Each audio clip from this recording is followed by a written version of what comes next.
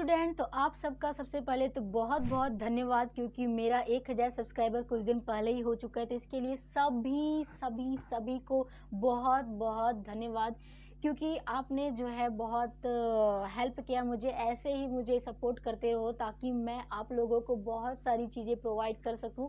ठीक है, तो इसी के साथ हम जो है आज लेकर के आए हैं एक नया चीज़, कुछ नया। ठीक है, जैसा कि आप लोगों को पता है कि यूनिवर्सिटी के एग्जामिनेशंस आने वाले हैं। ठीक है, सेमेस्टर 3 का, अभी सेमेस्टर 1 का ख़त्म हो चुका है, नाउ सेमेस्टर 3 का आने वाला है। देखो, सेमेस्टर 3 का एग्जामिनेशन यहाँ पर मैंने सेशन मेंशन नहीं किया है। ठीक है, क्योंकि सेशन मेंशन करने का मतलब है कि पर्टिकुलर सेशन के लिए, लेकिन तुम्हारा जो ये सिलेबस है हर साल सभी का सेम होता है। अगर ये वीडियो 2022 से 26 वाले देख रहे हैं, या फिर 2023 से 27 वाले सेशन का देख रहे हैं, या फिर जो भी है 24, 28, 25, 29 जो FY UGP कर रहे हैं मेरे दोस्त, ठीक है, 4 ईयर अंडर ग्रेजुएट प्रोग्राम कर रहे हैं, this video is for you. Because syllabus change नहीं हुआ है, सेम सिलेबस है, तो तुम इस सिलेबस को लेकर के पढ़ सकते हो। ठीक है, तो सिलेबस क्योंकि चेंज नहीं हुआ है तो इंपॉर्टेंट क्वेश्चंस नहीं चेंज होने वाले हैं। एक बात और, ये जो मैं बना रही हूँ ये ना सिर्फ विनोबा भावे यूनिवर्सिटी के लिए, ये तुम कोई भी देख सकते हो। ठीक है, पर्टिकुलर मैंने यहाँ पर से बताया है कि विनोबा भावे यूनिवर्सिटी के बच्चों के लिए है, और ये केमिस्ट्री का है। जैसे कि तुम देख सकते हो फिजिकल केमिस्ट्री 1, ठीक है, केमिस्ट्री ऑनर्स के बच्चों का है। अब केमिस्ट्री ऑनर्स नहीं कहा जाता, केमिस्ट्री मेजर कहा जाता है। ठीक है, तो केमिस्ट्री मेजर के बच्चों का है, और सेमेस्टर 3 में उन्हें फिजिकल केमिस्ट्री पढ़ना है। अगर तुम्हें सेमेस्टर 2 में पढ़ना होगा तो तुम ये देख लेना, अगर तुम्हें 1 में पढ़ना होगा तो भी तुम ये वीडियो देख सकते हो। कोई भी जिसको फिजिकल केमिस्ट्री 1 का इंपॉर्टेंट क्वेश्चन चाहिए, that is for you guys. Okay, now अब हम शुरू करते हैं। सबसे पहले तो मैंने मेंशन कर दिया कि कौन सा यूनिवर्सिटी का है, सेमेस्टर 3 का है। और यहाँ पर ये जो मेजर कोर्स है, मेजर कोर्स का मतलब होता है कि ऑनर्स वाला कोर्स। ठीक है, ये क्या है, तुम्हारा मेजर कोर्स के लिए MJ4 जो है ये तुम्हारा सब्जेक्ट कोड रहने वाला है। और हम लोग क्या इसमें बात करने वाले हैं, फिजिकल केमिस्ट्री की। ओके, फिजिकल केमिस्ट्री में सबसे पहला जो चैप्टर हमें पढ़ना है गैसियस स्टेट, सेकंड चैप्टर तुम्हारा आता है लिक्विड स्टेट, फिर आता है सॉलिड स्टेट, और उसके बाद आता है आयनिक इक्विलिब्रियम। एम आई राइट? देखो यहाँ पर तुम सिलेबस देख सकते हो, आयनिक इक्विलिब्रियम आता है। ओके, यहाँ पर तुम्हारी सिलेबस में मेंशन है कि तुम्हें कितने लेक्चर्स इसमें पढ़ने हैं, उतना हमें ध्यान नहीं देना है। अब यहाँ पर जो है हम लॉन्ग क्वेश्चन टाइप भी देखेंगे और शॉर्ट क्वेश्चन टाइप भी देखेंगे कि तुम्हारा कौन सा क्वेश्चन जो है वो 15 नंबर्स में आ सकता है, कौन सा क्वेश्चन जो है वो तुम्हारे 5 नंबर में आ सकता है। जैसा कि हम विनोबा भावे यूनिवर्सिटी का बात करें तो वहाँ पर क्या है, तुम्हें जो है 5 नंबर के 2 क्वेश्चन बनाने होते हैं, और बाकी जो 15 नंबर के तुम्हें 4 क्वेश्चन बनाने होते हैं। ठीक है, बाकी जो है तुम्हारा इंटरनल एग्जामिनेशन से नंबर मिल जाता है। तो यहाँ पर क्या है, तुम्हें लॉन्ग क्वेश्चन भी मैं दे दे रही हूँ और तुम्हें शॉर्ट क्वेश्चन भी दे दे रही हूँ, ताकि तुम पता कर सको कि यहाँ पर जो है कहाँ मुझे किस में ज़्यादा समय देना है। ठीक है, क्योंकि इंपॉर्टेंट क्वेश्चन देख रहे हो मेरे भाई, क्या इसका मतलब है कि तुम्हारे पास टाइम नहीं है और तुम बस वो टॉपिक चूज करना चाहते हो जिससे कि तुम पास कर सको, बहुत अच्छे मार्क्स ले आ सको। हमने जो है यहाँ पर पूरा इंपॉर्टेंट क्वेश्चंस लेकर के आया है। तुम अगर इसको कम से कम इसी की तैयारी करके जाते हो ना, तो तुम्हारा पक्का है कि मार्क्स बहुत अच्छा रैंकिंग होगा। ठीक है, बहुत अच्छा। ये जो अलग वाले बच्चे हैं ना, जो पूरे पढ़ के भी गए, उससे भी तुम ज्यादा मार्क्स लेकर के आ सकते हो। तो ज्यादा नहीं, चलो अब हम क्या करते हैं, स्टार्ट करते हैं। सबसे पहला चैप्टर जो है हमारा वो गैसियस स्टेट है, इसके बारे में हम यहाँ पर इंपॉर्टेंट क्वेश्चंस देखेंगे। ठीक है, फर्स्ट क्वेश्चन हमारा क्या आता है, derive van der Waals equation for real gases and explain the significance of constant A and B। आपने पढ़ा होगा। ठीक है, गैसेस स्टेट चैप्टर में एक आता है वंडर वाल नाम करके एक साइंटिस्ट, ठीक है, जिन्होंने रियल गैस इक्वेशन दी, और रियल गैस इक्वेशन को हम वंडरवाल इक्वेशन भी कहते हैं। ठीक है, तो अगर तुम्हारा कहीं भी वंडरवाल इक्वेशन नाम आए ना भाई, तो इसका मतलब क्या है कि तुम्हें वहां पर रियल गैस इक्वेशन दिखानी है, या फिर उसी का दूसरा नाम होता है वंडरवाल इक्वेशन। इसीलिए यहाँ लिखा हुआ है कि वंडरवाल इक्वेशन तुम रियल गैसेस के लिए बताओ। और यहाँ पर जब तुम इसका करोगे ना वंडरवाल इक्वेशन, तो मैं फॉर्मूला बता दे रही हूँ, P + AN² / V², V - NB = nRT। ये होता है n मोल के लिए वंडरवाल का फॉर्मूला। ओके, तो यहाँ पर जब तुम फॉर्मूला देखोगे ना, तो यहाँ पर तुम्हें क्या दिखेगा कि 2 कांस्टेंट वैल्यूज आती है, जो कि है A एंड B। ठीक है, तो इनका सिग्निफिकेंस क्या है, ये इस फॉर्मूला में क्या करते हैं, ठीक है, क्यों है यहाँ पर, तो इनका हमें सिग्निफिकेंस रोल बताना है। तो पूरा क्वेश्चन तुम समझ गए कि तुम्हें वंडर वाली इक्वेशन बताना है जो कि रियल गैसेस के लिए होती है। आइडियल गैस, रियल गैस में तुम्हें अंतर पता होना चाहिए क्या होता है। और यहाँ पर ये इक्वेशन को जब तुम डिराइव करोगे, ठीक है, डेरिवेशन जब कर लोगे, तो यहाँ तुम्हें कांस्टेंट वैल्यूज मिलेगी ए और बी। तो इनका सिग्निफिकेंस क्या होता है, ये होता है, ठीक है। फर्स्ट क्वेश्चन आई होप तुम्हें क्लियर हो गया होगा। नाउ हम लोग बढ़ते हैं अब सेकंड क्वेश्चन की ओर। सेकंड क्वेश्चन है explain the deviation of real gases from ideal behaviour using compressibility factor Z। अब यहाँ पर तुम्हें नई चीज देखने को मिल रही है कि यहाँ पर ये कंप्रेसिबिलिटी फैक्टर, ये क्या होता है, PV और RT का रेशियो क्या होता है, कंप्रेसिबिलिटी फैक्टर होता है। ये बहुत सारी चीजें बताती है, ठीक है। तो तुम जब चैप्टर पढ़ोगे तो तुम्हें क्लियर हो जाएगा। फिलहाल के लिए हमारा क्वेश्चन क्या है कि यहाँ पर एक होता है तुम्हारा आइडियल गैस, ओके, ये हो गया तुम्हारा आइडियल गैस जो कि इस तरह से इसका चलता है। और हमें कंप्रेसिबिलिटी फैक्टर जिसे हम Z से डिनोट करते हैं, जिसका फॉर्मूला होता है आपका PV/RT, ठीक है। मेरा थोड़ा माउस है तो अच्छा से चल नहीं रहा है, तुम लोग सुन लो, ठीक है, ताकि तुम्हें क्लियर हो जाए। तो यहाँ पर Z का फॉर्मूला होता है PV/RT। तो इसके हिसाब से हमें क्या बताना है, तुम्हें डेविएशन बतानी है। क्या बतानी है, तुम्हें डेविएशन बतानी है कि रियल गैस आइडियल गैस से किस तरह से डेविएट कर जाता है। ये तुम्हारा आइडियल गैस का है, ठीक है। और रियल गैस का जब तुम करोगे ना, मान लो कि ये चला तुम्हारा हाइड्रोजन का, ठीक है, ये हाइड्रोजन गैस का तुम्हारा ये हो गया। उसके बाद ये तुम्हारा सेकंड चला ये हीलियम का। तो यहाँ से बहुत सारा ऐसे होगा कि इस तरह से भी आ सकता है, ठीक है, यहाँ से भी इस तरह से बहुत सारे यहाँ ग्राफ बनती है, ठीक है। तो यहाँ पर ये हाइड्रोजन टेम्परेचर देखा जाता है, ठीक है। सब तुम यहाँ पर क्लियर करोगे, उसके बाद तुम्हें यहाँ पर बताना है कि आइडियल गैस और रियल गैस में क्या डेविएशन हो रहा है, किस तरह से डेविएट कर रही है जब हम सेम तुम्हारा टेम्परेचर दे रहे हैं, सेम तुम्हारा प्रेशर दे रहे हैं, तब यहाँ पर कौन सी चीजें क्या हो रही है, okay. Second question I hope तुम्हें क्लियर हो गया होगा। नाउ थर्ड क्वेश्चन की ओर बढ़ते हैं हमें। Derive the expression for root mean square, average and most probable velocities using Maxwell distribution. देखो ये जो तीनों टॉपिक जो है ना, इसका मैं वीडियो पहले भी बना चुकी हूँ, ठीक है। ये कैसे तुम डिराइव करते हो, यानी कि तुम रूट मीन स्क्वायर वैल्यू कैसे निकालते हो मैक्सवेल डिस्ट्रीब्यूशन का यूज करके, ओके। एवरेज वेलोसिटी कैसे निकालते हो, या फिर मोस्ट प्रोबेबल वेलोसिटी कैसे निकालते हो। जो गैसेस मॉलिक्यूल ट्रैवल कर रही होती है ना, तो वहां पर तुम्हें वेलोसिटी निकालना होता है। तो ये तीनों क्वेश्चन भाई बहुत ज्यादा ही इंपॉर्टेंट है। ये तीनों में से तुम्हें कोई एक जरूर पूछेगा, या तो रूट मीन स्क्वायर पूछ ले, या फिर एवरेज वेलोसिटी पूछ ले, या फिर मोस्ट प्रोबेबल वेलोसिटी पूछ ले। लेकिन मैक्सवेल डिस्ट्रीब्यूशन से यहाँ पर एक क्वेश्चन आना तुम्हारा जरूरी है, ठीक है, आएगा ही आएगा, लिख के ले लो, ठीक है। तो ये बहुत ही ज्यादा इंपॉर्टेंट है गैसियस चैप्टर से। क्वेश्चन नंबर 4 क्या बोल रहा है, define Boyle's temperature. Boyle's temperature, Boyle का नाम तुम लोगों ने सुन रखा है, ठीक है, जो कि प्रेशर और वॉल्यूम में रिलेशन बताते हैं, ओके। तो यहाँ पर हमको क्या है, बॉयल्स टेम्परेचर के बारे में बताना है कि बॉयल्स टेम्परेचर आखिर इस जगह पे क्या कर रहा है, गैसेस स्टेट की जगह में बॉयल्स टेम्परेचर क्या कर रहा है। और यहाँ पर हमें सिग्निफिकेंस बताना है गैसेस बिहेवियर का। एक्सप्लेन इट्स सिग्निफिकेंस इन गैसेस बिहेवियर। तो बॉयल्स टेम्परेचर का सिग्निफिकेंस क्या है गैसेस बिहेवियर में, इसका काम यहाँ पर क्या होता है। This is the fourth question. Now अब हम लोग पढ़ते हैं शॉर्ट क्वेश्चंस की ओर। क्वेश्चन नंबर 5 हो जाएगा हमारा, define collision frequency and collision diameter. Collision frequency क्या होती है, कोलाइजन डायमीटर क्या होती है, ये सब का वीडियो जो है हम पहले भी बना चुके, तो तुम लोग चेकआउट कर सकते हो।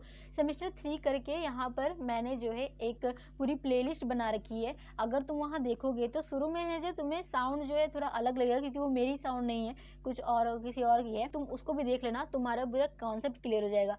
तो ये कोलाइजन फ्रीक्वेंसी क्या होता है, कोलाइजन डायमीटर क्या होता है, ये मैंने बता रखा है। तो तुम वहाँ से वीडियो देख सकते हो, नहीं तो तुम खुद से भी पढ़ सकते हो। ये एक मोस्ट इंपॉर्टेंट क्वेश्चन हो जाता है तुम्हारे शॉर्ट क्वेश्चंस में, ठीक है।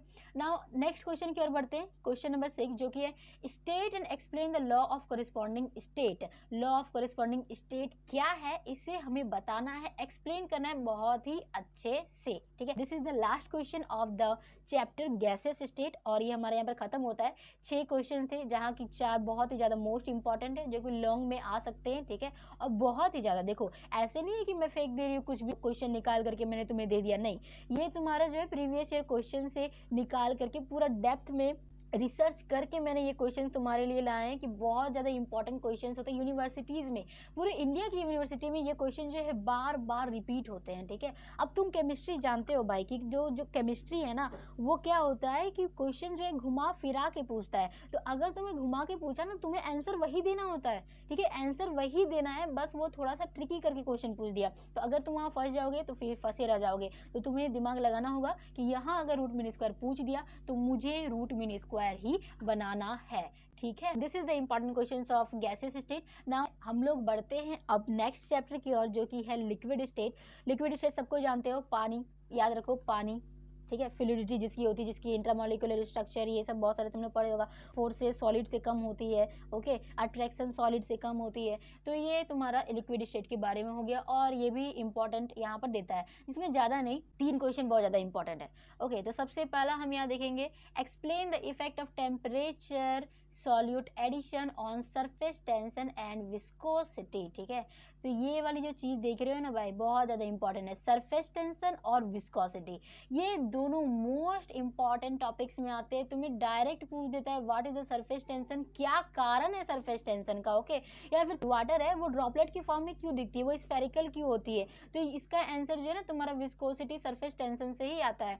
तो यहाँ पर तुम्हें अगर इस तरह से ट्रिकी क्वेश्चन करके पूछ दे तो तुम्हें सरफेस टेंशन के बारे में बताना होता है, ओके। तो हमारा जो क्वेश्चन है, मेन क्वेश्चन क्या है, explain the effect of temperature, यानी कि टेम्परेचर के इफेक्ट को बताना है तुम्हें, और सॉल्यूट एडिशन को बताना है, किसमें, सरफेस टेंशन में और विस्कोसिटी में, ठीक है। विस्कोसिटी और सरफेस टेंशन में इफेक्ट ऑफ टेम्परेचर बताना है, और सॉल्यूट एडिशन के इफेक्ट को बताना है। This is the first question. Now अब हम लोग बढ़ते हैं सेकंड क्वेश्चन की ओर। सेकंड क्वेश्चन है तुम्हारा, व्हाट इज वेपर प्रेशर। ये भी बहुत ज़्यादा इंपॉर्टेंट क्वेश्चन है, ठीक है। देखो तुम्हारा जो ये सरफेस टेंशन अभी जो बताया ना मैंने, ये तुम्हारा क्वेश्चन पिछले साल पूछा जा चुका है, ठीक है। तो सेकंड क्वेश्चन क्या है, what is vapour pressure. Vapour pressure क्या होती है। लिक्विड स्टेट में 3-4 चीज़ें जो होती है बहुत ज़्यादा इंपॉर्टेंट है, एक तो सरफेस टेंशन और एक विस्कोसिटी और वेपर प्रेशर, बस और कुछ नहीं। तो वेपर प्रेशर क्या होती है और how does it very with temperature. Temperature जैसे इंक्रीज होगा डिक्रीज होगा तो उसका प्रभाव यानी कि उसका इफेक्ट वेपर प्रेशर पे क्या पड़ने वाला है। This is the second question. समझे क्वेश्चन, हमें यहाँ पर क्या बताना है, हमें यहाँ पर बताना है कि वेपर प्रेशर क्या होती है और टेम्परेचर वेरी होने के साथ इस पर क्या इफेक्ट पड़ता है, ओके। नाउ क्वेश्चन नंबर 3 की ओर हम बढ़ते हैं। तो यहाँ पर हमें स्ट्रक्चर ऑफ वाटर बताना है भाई, बहुत ज़्यादा इंपॉर्टेंट है, ठीक है। बेंट स्ट्रक्चर बनाता है, एच इस तरह से बनता है, ठीक है। इसके पास लोन पेयर होती है, ये वाटर की स्ट्रक्चर होती है जो कि बेंट स्ट्रक्चर होती है, नॉट टी स्ट्रक्चर, क्योंकि यहाँ पर रिपल्सन होता है, रिपल्सन होने के कारण ये थोड़े से मुड़ जाती है और ये तुम्हारा बेंट स्ट्रक्चर बनाता है, ये तुम्हें पता है, ठीक है। और ये तुम जान रहे हो हाइड्रोजन बॉन्डिंग किसके किसके बीच में होती है, हाईली इलेक्ट्रोनेगेटिव एटम्स और हाइड्रोजन के बीच में होती है। फोन तुम लोगों ने पढ़ रखा है, ओके। तो हाइड्रोजन बॉन्डिंग के हिसाब से तुम्हें स्ट्रक्चर ऑफ वाटर बताना है और यहाँ पर वाटर ऑफ स्ट्रक्चर में हाइड्रोजन बॉन्डिंग को एक्सप्लेन करना है, ठीक है। आई होप तुम्हें समझ में आ गया होगा। तुम्हें यहाँ पर क्या बताना है, तुम्हें स्ट्रक्चर ऑफ वाटर कैसे बनता है वो बताना है, बहुत इंपॉर्टेंट है, ठीक है। उसके बाद तुम्हें यहाँ पर हाइड्रोजन बॉन्डिंग को एक्सप्लेन करना है। आई होप तुम्हें चैप्टर 2 का इंपॉर्टेंट क्वेश्चन क्लियर हो गया होगा। नाउ अब हम बढ़ते हैं चैप्टर 3 की ओर। तुम्हें हर एक चीज मैं डेप्थ में बता रही हूँ, कहाँ कहाँ से कौन सी चीज आएगी, ठीक है। तो पूरे वीडियो का चीज देखना है, क्वेश्चन लगा के ऐसा नहीं कि क्वेश्चन देख करके चले गए, समझो यहाँ पर आखिर बताना क्या है, क्योंकि केमिस्ट्री है, फंस सकते हो, फेल हो जाते हैं बच्चे, तो तुम्हें देखना पड़ेगा, हर एक चीज को समझना पड़ेगा, ठीक है। तो ये तुम क्या है कि नए बच्चे भी देख सकते हो, जो फेल हो चुके हैं वो भी देख सकते हो। ये इंपॉर्टेंट क्वेश्चंस होती है, तुम्हें कम से कम करके जाने ही चाहिए, ओके। नाउ चैप्टर 3 है हमारे पास, सॉलिड स्टेट, ठीक। सॉलिड स्टेट में हम लॉन्ग क्वेश्चन देखेंगे सबसे पहले, उसके बाद यहाँ पर हम शॉर्ट क्वेश्चन देखने वाले। तो लॉन्ग क्वेश्चन में क्या है, सबसे पहला जो क्वेश्चन आता है वो है explain Bragg's law and its application in determining crystal structure, ठीक है। तो ब्रैग्स लॉ क्या होता है, सबसे पहले तुम्हें ये एक्सप्लेन करना है, उसके बाद क्रिस्टल स्ट्रक्चर के लिए ही होता है, ठीक है। तुम जान रहे हो सॉलिड में क्या होता है, क्रिस्टल्स बनते हैं, या फिर तुम क्रिस्टल्स को भी सॉलिड कहते हो, ओके। ये जो ब्रैग्स लॉ है ना, ये क्रिस्टल स्ट्रक्चर को बताता है। तो यहाँ पर हमें ब्रैग्स लॉ का एप्लीकेशन बताना है क्रिस्टल स्ट्रक्चर को डिटरमाइन करने के लिए। किस चीज़ के लिए, क्रिस्टल स्ट्रक्चर को डिटरमाइन करने के लिए हमें ब्रैग्स लॉ का एप्लीकेशन बताना है, और ब्रैग्स लॉ क्या होती है ये चीज़ भी हमें यहाँ पर एक्सप्लेन करनी है। नाउ नेक्स्ट क्वेश्चन की ओर बढ़ते हैं, जो कि है second question, right a note on 7 crystal system and Bravais lattices. तुमने पढ़ रखा है भाई, बहुत ज़्यादा इंपॉर्टेंट होता है, तुमने ये 12th क्लास में पढ़ा है। सॉलिड स्टेट चैप्टर अब जो है झारखंड से हटा दिया गया है, लेकिन जो सीबीएसई वाले बच्चे जो फिर जो कि अलग स्टेट से बच्चे हैं, तो उन्होंने सॉलिड स्टेट पढ़ा होगा, मैंने तो पढ़ा था, ठीक है, क्योंकि सॉलिड स्टेट हमारा सबसे पहला चैप्टर था। तो वहाँ पर हम क्या पढ़े थे, 7 क्रिस्टल सिस्टम्स होती है वहाँ पर, ठीक है। 7 क्रिस्टल सिस्टम के बारे में तुम्हें नोट लिखना है, अगर नहीं पढ़ा है तो दोबारा से पढ़ लेना, क्योंकि बीएससी में जरूरी है, यहाँ पर सिलेबस कटा नहीं है। सॉलिड स्टेट पढ़ना है, सॉलिड स्टेट में तुम्हें 7 क्रिस्टल सिस्टम्स क्या होती है वो बतानी है, और ब्रेविस लेटिसेस के बारे में तुम्हें डेप्थ नॉलेज बताना है। बहुत ज़्यादा ईजी है, ज़्यादा हार्ड नहीं है। एक तुम्हारा टेबल होगा, टेबल में तुम्हारा ब्रेविस लेटिसेस भी हो जाएगा, उसमें बहुत सारी चीज़ें होती है वो तुम्हें टिक करनी होगी। उसके बाद 7 क्रिस्टल सिस्टम्स को बताना होगा। ये सारी चीज़ें जो है तुम्हें ये सेकंड क्वेश्चन में बताना है। बहुत ज़्यादा ईजी है, ये क्वेश्चन कर लेना, बहुत ज़्यादा इंपॉर्टेंट भी है। ओके, क्वेश्चन नंबर 3 की ओर बढ़ते हैं। यहाँ पर क्या बताया, टाइप्स ऑफ डिफेक्ट। देखो यहाँ पर जो है ना, जो सॉलिड होता है उसमें भी डिफेक्ट होते हैं, ठीक है। ऐसा जो हम लोग बोलते हैं ना कि कॉम्पैक्ट स्ट्रक्चर होता है, जो अंदर की जो मॉलिक्यूल्स होती है वो पूरे चिपके होते हैं, ठीक है ऐसा होता है, लेकिन वहां पर तुम्हें डिफेक्ट देखने को भी मिलती है। उस डिफेक्ट में दो डिफेक्ट जो बहुत ज्यादा इंपॉर्टेंट है, सबसे पहले तो स्कॉटकी डिफेक्ट और फ्रैंकल डिफेक्ट। स्कॉटकी डिफेक्ट कब दिखेगा, तुम्हें फ्रैंकल डिफेक्ट कब दिखेगा, इसके बारे में तुम्हें बताना है, ठीक है, इन आयनिक क्रिस्टल, ठीक है। आयनिक क्रिस्टल में ही ये दोनों दिखने को मिलते हैं, एग्जाम्पल के साथ तुम्हें बताना है, ठीक है। तो हमने बता दिया डिफेक्ट क्या होता है, जब तुम्हारा जो मॉलिक्यूल्स होता है थोड़ा डांसिंग वांसिंग करने लगता है, यहाँ से वहाँ मूवमेंट करने लगता है, तो दो तरह की डिफेक्ट देखने को मिलती है, स्कॉटकी डिफेक्ट और फ्रैंकल डिफेक्ट, जो कि आयनिक क्रिस्टल में होता है। और एग्जाम्पल के साथ तुम्हें टाइप और डिफेक्ट के बारे में, यानी कि इन दोनों के बारे में अच्छे से बताना है, ठीक है। अब हम बढ़ते हैं अपने क्वेश्चन नंबर 4 की ओर, ठीक है। क्वेश्चन नंबर 4 है, explain the powder X ray diffraction method. This is the method, ठीक है, जो जल्दी पूछा नहीं जाता है, लेकिन अगर नॉलेज ले लोगे, पता नहीं पूछ दे क्या होगा, चैप्टर के अंदर है तो तुम्हें पढ़ लेना चाहिए। तो यहाँ पर क्या बता रहा है, पाउडर एक्सरे डिफ्रेक्शन मेथड के बारे में तुम्हें यहाँ पर बताना है। ओके, पूरा अच्छे से पढ़ लेना क्या होता है एक्सरे डिफ्रेक्शन मेथड, तो तुम्हें अच्छे से क्लियर हो जाएगा। और ये भी इंपॉर्टेंट क्वेश्चन है भाई, ठीक है, पूछा नहीं है लेकिन आता है, आ सकता है, ठीक है। तो हमारी तैयारी तो उतनी होनी चाहिए कि हम अगर कुछ भी पूछे तो हम आंसर आसानी से दे सके, ठीक। शॉर्ट क्वेश्चंस में देखो, शॉर्ट क्वेश्चंस में क्या आ सकते हैं, define Miller indices with an example. और ये क्वेश्चन बहुत ज़्यादा ही इंपॉर्टेंट है भाई, क्योंकि ये मिलर इंडिसेस जो है ना, ये तुम्हें पूछ चुका है, ठीक है। ये क्वेश्चन जो है ये तुम्हें पूछा जा चुका है प्रीवियस ईयर क्वेश्चन में, ये हमने देखा है, ठीक है। मिलर इंडिसेस के बारे में डायरेक्ट 2-3 क्वेश्चन पूछेगा, तो तुम यहाँ पर ये मत सोचना कि शॉर्ट क्वेश्चन में है तो शॉर्ट में ही आएगा, नहीं, ये तुम्हारा लॉन्ग में भी आ सकता है। तो मिलर इंडिसेस को इस तरह से घोल के पी जाना ना कि तुम्हारा बहुत अच्छे से तैयारी हो जाए, ठीक है। 15 नंबर के क्वेश्चन में भी आ सकता है। मिलर इंडिसेस बहुत ज़्यादा ही इंपॉर्टेंट है, ठीक। तो ये इंपॉर्टेंट क्वेश्चन में आता है, तुम्हारा इसे डिफाइन करना है किस तरह से मिलर इंडिसेस को कैलकुलेट करा जाता है। डिफाइन करने का मतलब ये नहीं कि जो तुम्हारे मिलर इंडिसेस जो है मैंने बोल दिया डिफाइन करना है तो बस डेफिनेशन लिख दिया याद कर लिया हो गया, नहीं, यहाँ पर तुम्हें इसकी पूरे डेप्थ नॉलेज लेनी है, ठीक है। कोई भी चीज़ मैं यहाँ पर बता रही हूँ तो इसका हर एक डेप्थ नॉलेज में जाना, तुम्हें सारी चीज़ें तो नहीं पढ़नी है, तुम्हें सिर्फ इंपॉर्टेंट क्वेश्चन देखनी है। तो इंपॉर्टेंट क्वेश्चन भी देख रहे हो ना, तो उसको डेप्थ में पढ़ो, पूरा डीप पढ़ो, तब जा करके तुम्हें समझ में आएगा कि भाई यहाँ पर बोला क्या जा रहा है। तो यहाँ पर जो मिलर इंडिसेस देख रहे हो तुम, यहाँ क्या हो रहा है कि मिलर इंडिसेस के बारे में तुम डेफिनेशन तो देखोगे ही, उसके बाद तुम कैसे कैलकुलेट करते हो मिलर इंडिसेस से, तुम क्या चीज़ कैलकुलेट करते हो, कैसे करते हो, क्या चीज़ होती है, यहाँ पर 5-6 चीज़ें होती है, उन सब के बारे में पढ़ना है, तब जा करके कहीं तुम्हारा 15 मार्क्स का क्वेश्चन बन पाएगा, नहीं तो नहीं हो पाएगा, ठीक है। डेफिनेशन करने से नहीं होगा, इसकी पूरी अच्छी से नॉलेज लेनी पड़ेगी। आई होप तुम्हें समझ में आ गया होगा क्या पढ़ना है इसमें। ओके, नाउ क्वेश्चन नंबर 6 हमारा आता है, what are space groups and points group. अब यहाँ पर ये पॉइंट ग्रुप्स क्या होता है, स्पेस ग्रुप्स क्या होता है, इसके बारे में तुम्हें बताना है, नॉट सो इम्पॉर्टेंट लेकिन पढ़ लेना, ठीक है। चैप्टर 4 की ओर हम लोग बढ़ते हैं। क्या है हमारे पास, आयनिक इक्विलिब्रिया है, जिसे तुम आयनिक इक्विलिब्रियम के नाम से भी जानते हो। देखेंगे सबसे पहले हम लॉन्ग क्वेश्चन देखेंगे। सबसे पहला क्वेश्चन है, डिराइव द हेंडरसन-हाल्सबैच इक्वेशन। क्या है, हेंडरसन-हाल्सबैच इक्वेशन के बारे में तुम्हें बताना है, डिराइव करना है। ये जो इक्वेशन है कैसे निकलता है तुम्हें यहाँ पर डिराइव करनी है। उसके बाद explain its application in buffer solution. Guys, buffer solution क्या होती है तुम्हें पता होनी चाहिए, बहुत ही ज़्यादा इंपॉर्टेंट है बफर सोल्यूशन। बेसिसिटी एसिडिटी को मेंटेन करने के लिए बफर सोल्यूशन बहुत ज़्यादा जरूरी होता है। तो बफर सोल्यूशन क्या होता है इसके बारे में तुम्हें नॉलेज होनी चाहिए, ठीक है।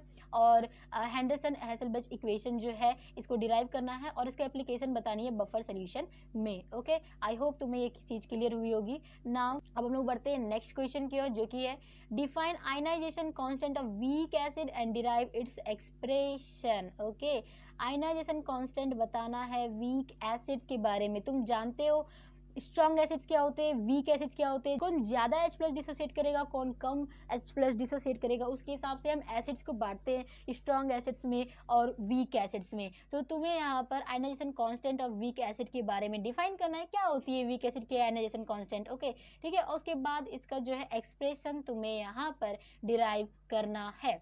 आई होप तुम्हें समझ में आ गया होगा। नाउ नेक्स्ट क्वेश्चन है explain the common ion effect with an example. Common ion effect क्या होता है, बहुत ही ज़्यादा इंपॉर्टेंट है। कॉमन आयन इफेक्ट तुम्हें बहुत जल्दी मिल जा सकता है, अगर यहाँ से कुछ क्वेश्चन पूछा जाना चाहिए तो आई होप कि ये बहुत ज़्यादा इंपॉर्टेंट क्वेश्चन है। कॉमन आयन इफेक्ट ये क्या होती है, कैसे निकलती है, इसको पूरा एक्सप्लेन करना है एग्जाम्पल के साथ। 2-3 पेज का इसका आंसर जाएगा भाई, ठीक है, तो तुम इसे पढ़ लेना। कॉमन आयन इफेक्ट बहुत ज़्यादा इंपॉर्टेंट है, बफर सोल्यूशन इंपॉर्टेंट है। बढ़ते अगले क्वेश्चन की ओर हम बढ़ते हैं, वो है write a note on HSAB principle and its application. HSAB principle क्या होती है, इसके बारे में तुम्हें एक नोट लिखना है, लंबा चौड़ा नोट्स होगा, और उसका एप्लीकेशन के बारे में भी बताना है। Okay, this is the fourth question. Now अब हम बढ़ते हैं अपने फिफ्थ क्वेश्चन की ओर, जो कि है ब्रोंस्टेड-लॉरी कॉन्सेप्ट। क्या है ब्रोंस्टेड-लॉरी कॉन्सेप्ट, ये क्या होती है, ये तुम्हें बताना है। और ये तुम्हें पता होना चाहिए कि ब्रोंस्टेड-लॉरी कॉन्सेप्ट किसके लिए होती है, एसिड्स और बेसिस के लिए होती है। तो इसे तुम्हें एक्सप्लेन करना है यहाँ पर, और लेविस थ्योरी से इसका डिफरेंस करना है, ठीक है, कंपेयर करना है कि ब्रोंस्टेड-लॉरी कॉन्सेप्ट कैसे अलग है और लेविस थ्योरी कैसे अलग है। बहुत सारे साइंटिस्ट आए जो कि बताए कि नहीं, अगर ऐसी चीज़ें हो रही तो एसिड है, ऐसी चीज़ें हो रही तो बेस है। तो इसमें से सबसे पहला नाम आता है लेविस का, सेकेंड नाम आता है ब्रोंस्टेड-लॉरी का। तो इन दोनों के कॉन्सेप्ट को तुम्हें बताना है, कंपेयर करना है, यानी कि एसिड और बेसिस के लिए ब्रोंस्टेड-लॉरी कॉन्सेप्ट तुम्हें पता होना चाहिए और लेविस थ्योरी तुम्हें पता होनी चाहिए। ओके, तो ये हमारा चैप्टर 4 का लॉन्ग क्वेश्चन रहा। अब बढ़ते हैं शॉर्ट क्वेश्चंस की ओर। शॉर्ट क्वेश्चन में सबसे पहला क्वेश्चन आता है बफर सोल्यूशन क्या होता है। जो हमने लॉन्ग क्वेश्चन में अभी देखा था बफर सोल्यूशन क्या होता है, जिसमें हेंडरसन-हेल्बैच इक्वेशन देख रहे थे हम। यहाँ पर शॉर्ट क्वेश्चन में डायरेक्ट तुम्हें बताना है कि बफर सोल्यूशन क्या होता है और उसे एग्जांपल्स दे देने हैं बस। सेकंड क्वेश्चन देखिए तो पीएच स्केल क्या होती है, बहुत ज़्यादा इंपॉर्टेंट। वैसे भी पीएच स्केल तुम पहले भी पढ़ चुके हैं, यहाँ पर भी फिर भी बताना है कि क्या होती है negative logarithm of hydrogen, concentration of hydrogen, ये जानते हो तुम।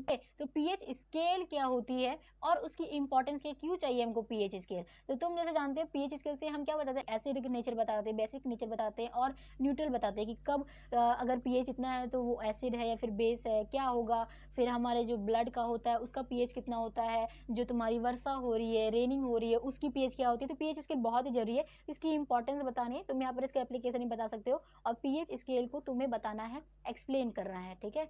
और तुम्हें वाटर क्यों न्यूट्रल है ये भी तुम यहाँ पर बता सकते हो, बोनस है। नाउ नेक्स्ट क्वेश्चन है what is meant by multi stage equilibria in poly electrolyte. Okay, poly electrolyte में मल्टी स्टेज इक्विलिब्रिया क्या होती है, तुम इसे क्या समझते हो, यहाँ पर ये क्वेश्चन बताना है, ठीक। तो आई होप तुम्हें पूरा इंपॉर्टेंट क्वेश्चन समझ में आ गया होगा कि क्या चीज हम यहाँ पर करने वाले हैं। ओके, हमने यहाँ पर चैप्टर 4 तक का पूरा इंपॉर्टेंट क्वेश्चन देख लिया है, ठीक है। सबसे पहला गैसेस स्टेट में देखा कितना क्वेश्चन हुआ, 6 क्वेश्चन हुआ। लिक्विड स्टेट में 3 क्वेश्चन हुआ, टोटल मिला के 9 हो गया। सॉलिड स्टेट में तुमने कितना क्वेश्चन देखा, 6 क्वेश्चन देखा, यानी कि 9 और 6 15 क्वेश्चन हो गया। और 4 में तुमने देखा 8, 15 और 8 कितना होता है 23, यानी कि 23 क्वेश्चन जो है बहुत ज़्यादा इंपॉर्टेंट है। तुम्हारे पास अभी टाइम है, अगर एक दिन में भी तुम 2-2 क्वेश्चन कंप्लीट करते हो ना, क्योंकि तुम्हारे पास मेजर पेपर एक ही है, जो मेजर पेपर में बहुत ज़्यादा ध्यान देना चाहिए। नाउ बोनस अगर हम देखें प्रिपरेशन टिप्स कैसे करोगे, तो तुम्हें क्या है डेरिवेशन पे ध्यान दो, ज़्यादा डेफिनेशन पे ध्यान दो, एप्लीकेशंस पे ध्यान दो, ठीक है। किसका किसका सबसे ज़्यादा, तो वंडर वाल इक्वेशन का बहुत ज़्यादा इंपॉर्टेंट, ठीक है। आइडियल गैस इक्वेशन नहीं, लेकिन जब तुम वंडर वाल इक्वेशन में आते हो तो तुम वहाँ पर ना करेक्शन करते हो, ठीक है। करेक्शन इन प्रेशर आता है, करेक्शन इन वॉल्यूम आता है, तो वंडर वाल इक्वेशन बहुत ज़्यादा इंपॉर्टेंट है। फिर ब्रैग्स लॉ बहुत ज़्यादा इंपॉर्टेंट है, हेंडरसन इक्वेशन बहुत ज़्यादा इंपॉर्टेंट है, जो कि हमने ऊपर भी देखा। तो इनकी डेरिवेशन देख लेना, इनकी डेफिनेशन देख लेना, इनका एप्लीकेशन देख लेना, ठीक है। तुम्हें न्यूमेरिकल भी आना चाहिए, तो न्यूमेरिकल बेस्ड क्वेश्चन भी किस तरह से सॉल्व करोगे ये तुम्हें आना चाहिए। नाउ नेक्स्ट क्या होता है काइनेटिक मॉलिक्यूलर थ्योरी क्या होती है, वेलोसिटी टाइप में बताना है। काइनेटिक मॉलिक्यूलर थ्योरी किसने दी थी, मैक्सवेल ने दी थी, तो ये थ्योरी भी तुम्हें आनी चाहिए, डायरेक्ट पूछ सकता है, ये भी इंपॉर्टेंट क्वेश्चन है। बफर कैलकुलेशन और पीएच कैलकुलेशन दोनों तुम्हें आने चाहिए। ओके, नाउ हमारा आता है एक्सरे डिफ्रैक्शन एंगल्स, ये क्या चीज़ होती है, ये भी बहुत ज़्यादा इंपॉर्टेंट में भी इंपॉर्टेंट क्या है वो मैं तुम्हें बता रही हूँ, ठीक है। तो तुम्हें डेरिवेशन, डेफिनेशन, एप्लीकेशन ये तीनों का कर लेना है, न्यूमेरिकल बना लेने हैं, जो कि तुम्हें मैं बता चुकी हूँ, तुम उसे देख सकते हो। प्लेलिस्ट में बता रही हूँ कि प्लेलिस्ट बनी हुई है सेमेस्टर 3 की, डिस्क्रिप्शन में इसका लिंक मिल जाएगा, तो तुम वहाँ से देख लेना। लेट मी नो तुम्हें क्या चाहिए, ठीक है, नोट्स चाहिए, डेरिवेशन चाहिए, तुम मुझे बता सकते हो, MCQ चाहिए तो तुम कॉमेंट करो ये सब। All the best for year examination, ठीक है। तुम अपना एग्जामिनेशन में बहुत अच्छा करो, इसके लिए मैं पूरी कोशिश कर रही हूँ। जो चीज़ तुम्हें चाहिए वो तुम्हें मिल जाएगी। तुम बोलो कि मैम मुझे एमसीक्यू दे दो, एमसीक्यू मिल जाएगा तुम्हें। तुम बोलो तुम्हें नोट्स चाहिए, नोट्स टेलीग्राम में अवेलेबल है, ठीक है।